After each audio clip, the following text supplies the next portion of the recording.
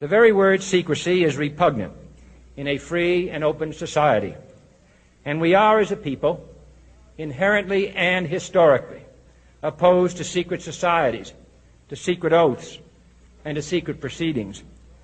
We decided long ago that the dangers of excessive and unwarranted concealment of pertinent facts far outweighed the dangers which are cited to justify it. Even today, there is little value in opposing the threat of a closed society by imitating its arbitrary restrictions. Even today, there is little value in ensuring the survival of our nation if our traditions do not survive with it. And there is very grave danger that an announced need for increased security will be seized upon by those anxious to expand its meaning to the very limits of official censorship and concealment.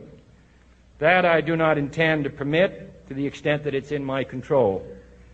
And no official of my administration, whether his rank is high or low, civilian or military, should interpret my words here tonight as an excuse to censor the news, to stifle dissent, to cover up our mistakes, or to withhold from the press and the public the facts they deserve to know.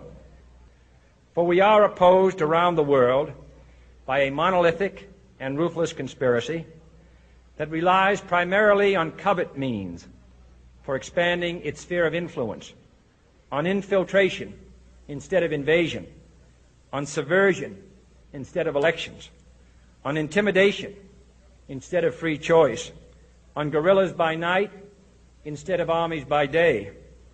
It is a system which has conscripted vast human and material resources into the building of a tightly knit, highly efficient machine that combines military, diplomatic, intelligence, economic, scientific, and political operations. Its preparations are concealed, not published. Its mistakes are buried, not headlined. Its dissenters are silenced, not praised. No expenditure is questioned, no rumor is printed, no secret is revealed. No president should fear public scrutiny of his program, for from that scrutiny comes understanding, and from that understanding comes support or opposition, and both are necessary. This administration intends to be candid about its errors, for as a wise man once said, an error doesn't become a mistake until you refuse to correct it. We intend to accept full responsibility for our errors, and we expect you to point them out when we miss them. Without debate, without criticism, no administration and no country can succeed, and no republic can survive.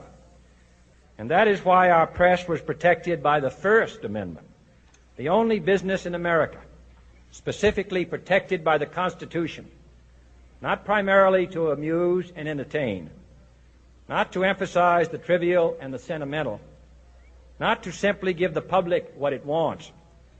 This means greater coverage and analysis of international news, for it is no longer far away and foreign, but close at hand and local. And it means that government at all levels must meet its obligation to provide you with the fullest possible information outside the narrowest limits of national security. And so it is to the printing press, to the recorder of man's deeds, the keeper of his conscience, the courier of his news, that we look for strength and assistance, confident that with your help, man will be what he was born to be, free and independent.